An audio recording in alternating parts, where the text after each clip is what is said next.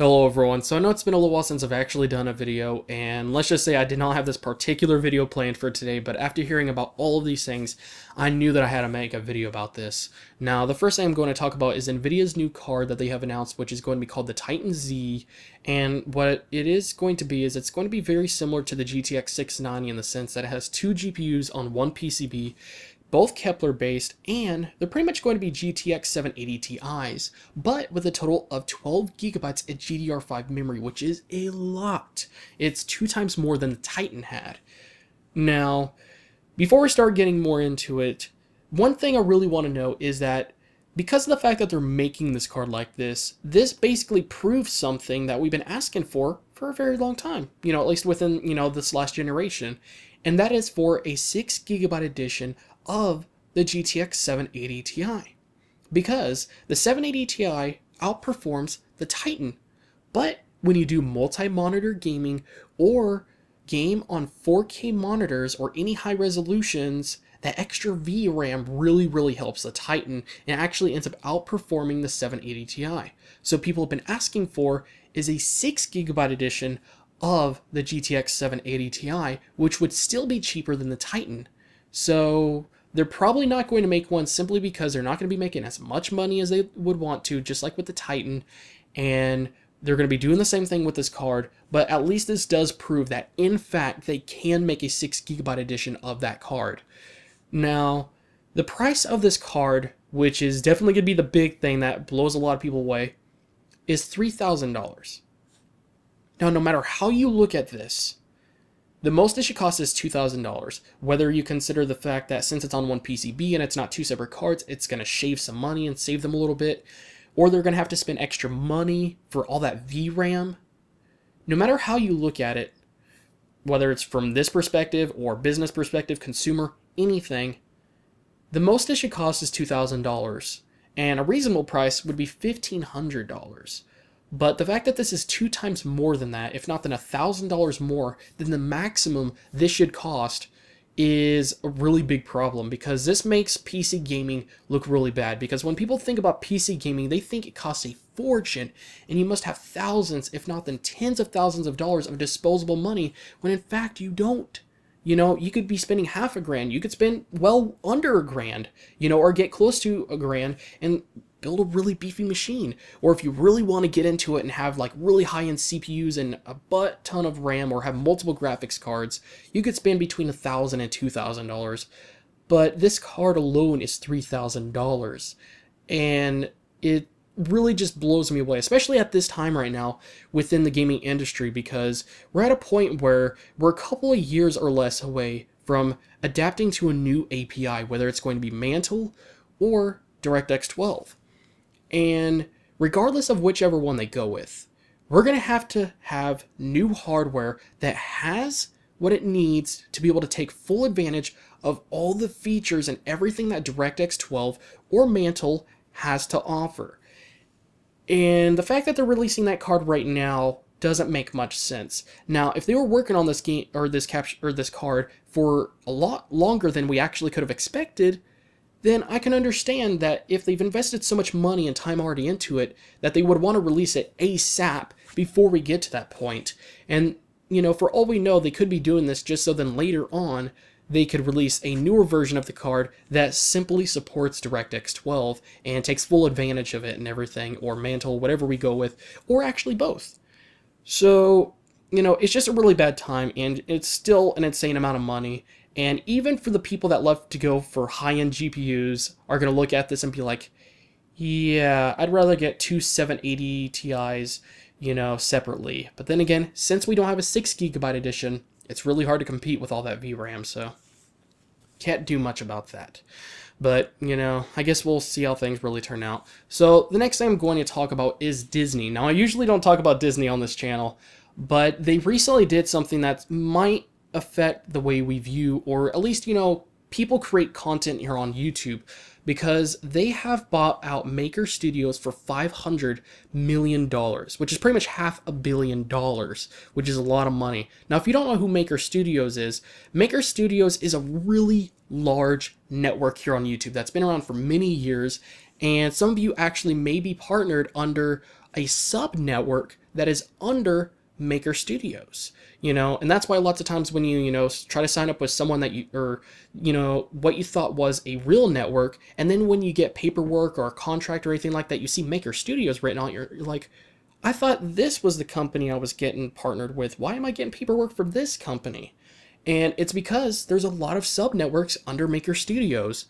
So the fact that Disney has bought them out makes things really interesting, because it's not completely outside the realm, that's for sure, but it's something that's definitely going to be taking time for them to fully understand, because this is the internet. This isn't cable TV or anything like that. So this could end up bad or good, depending on how you really look at it. And, there's just so many possibilities, because one, in the past a couple times, even though they make great content and they bring a lot of good stuff, there are still a couple of mistakes that were big mistakes, but, didn't take very much to make, that they made that end up affecting them a lot, whether it was a channel that they completely took down that had a lot of content on it that people absolutely loved and were very disappointed to see all gone, and some of that content you may not actually be able to find anywhere, whether it's Netflix, Hulu Plus, any of that stuff. Some of it just may be really, really rare, and it actually ended up shutting down a lot of TV shows, let's just say on Jetix in particular.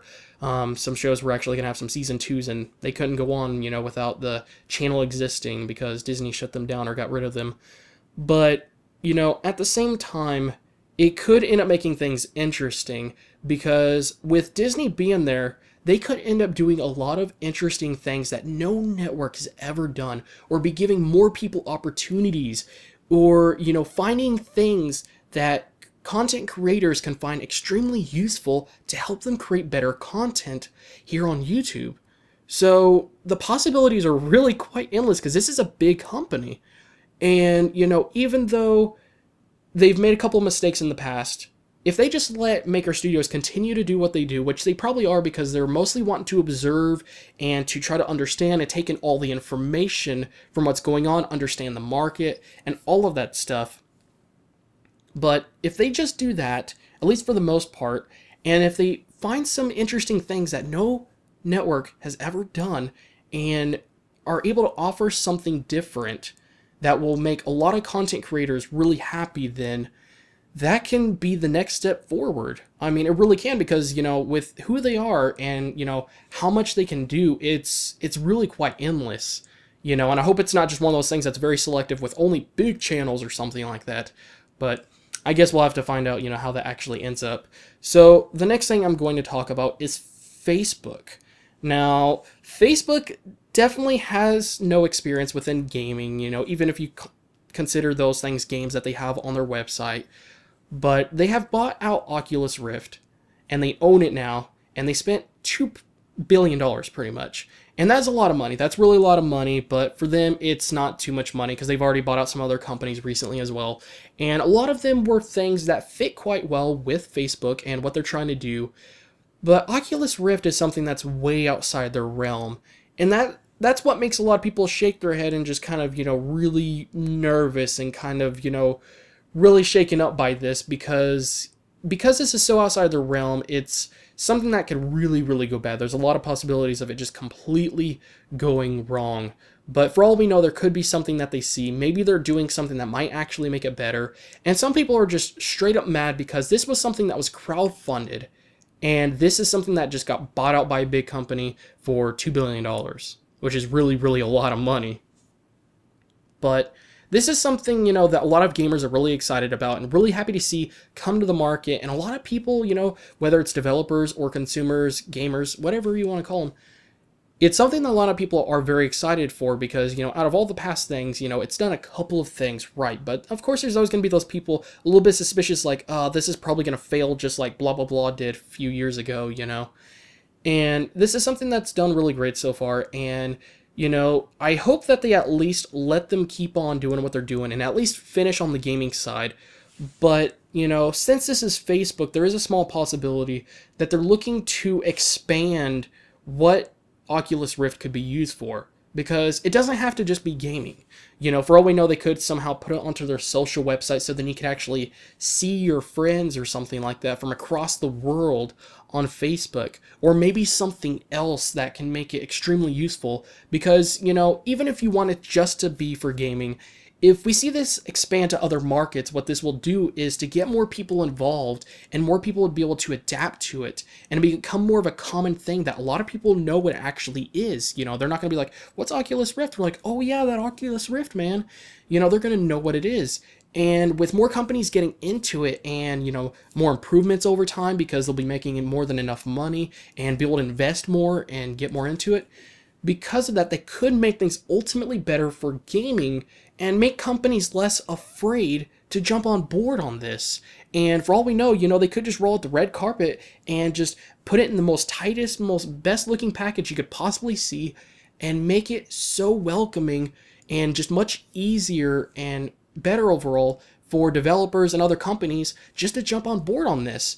You know, and it may just remove that line or barrier that's kind of keeping people from, you know, walking over it or something like that sometimes. Even though there is a lot of people that are really looking forward to it, there's still always going to be those companies and people that are kind of a little bit nervous with it still. So there's a great number of possibilities that it could end up good.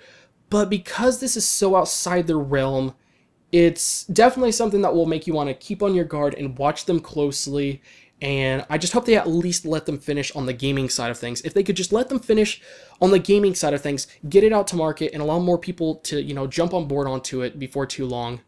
And then start working on expanding it to other markets afterwards, then I think we'll be really happy overall, because the worst thing that could happen if they do it that way is more people will be familiar with it, less people will be afraid, it'll expand the possibilities for it, and possibly make it to where we could actually find even more interesting things to add to Oculus Rift for gaming, or more improvements, and just make it better overall.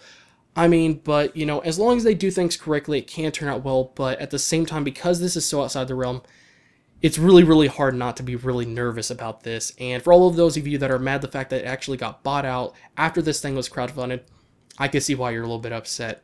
But anyways, I'm going to end it right here, and sorry for jump cut editing right there. You know, my camera died on me, but, you know, this is something that, with all these things really going on at the same time, it's making it really hard to be able to not be on your guard, or really just not be so, you know, looking into it and just really observing a lot of things, because these are all big things that are happening that could all affect us, you know, minus the Nvidia thing. That is something that definitely is something to worth consider, but, you know, it's not as big of a thing of, like, you know, Disney possibly changing the way, you know, content creators create content, or possibly making things better here on YouTube, or at least for people that partner with them, or possibly, you know, Facebook ruining Oculus Rift or something like that, or expanding the possibilities with it and making it more welcoming and better for people and easier for people to be able to jump on board with it. So yeah, I'm going to pretty much end it right there. So sorry guys, I haven't made a video for a little while, but, you know, I wanted to go ahead and do this video just because these are definitely really big things, and these things aren't the kind of things that you probably want to ignore. So yeah, so thank you all again for watching, and I'll see you guys in the next video.